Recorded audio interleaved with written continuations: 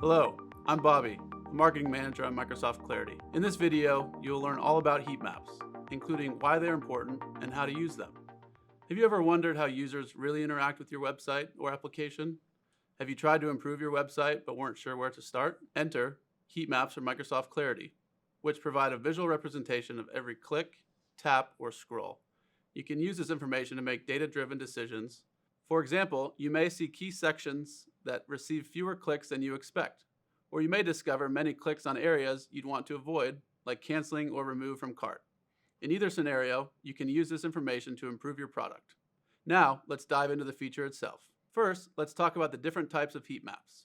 Click maps show you where users are interacting with your website or app and highlight the most clicked elements. If you notice a crucial call to action button isn't getting enough clicks, you can try repositioning it for better visibility.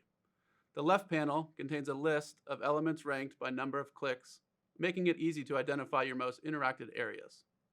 Select any element here to view the number of clicks and quickly view recordings.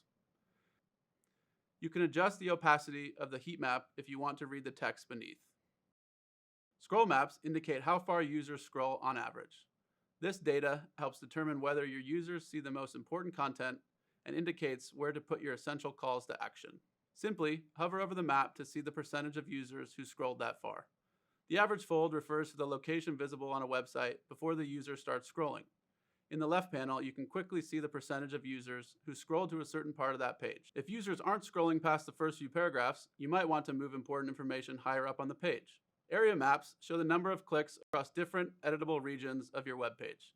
Easily see the number of clicks within an area as well as the click-through rate, which represents the percentage of all clicks that occurred in that area.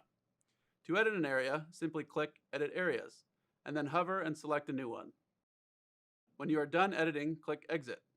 The left panel contains the list of areas in order of appearance on the page. Across all the heat maps, you can toggle between the different devices that Clarity supports: desktop, tablets, and mobile devices. You can also compare two heat maps side by side. This is perfect for A/B testing, and it allows you to visually assess which design changes drive more engagement. Another useful feature is switching screenshots. You can switch between different screenshots of the same heat map to see how user interactions vary across different versions of your page. This feature is particularly useful for analyzing dynamic content and ensuring consistent user experience. For instance, see how a seasonal promotion affects your behavior compared to your standard layout. Thank you for watching. See you next time.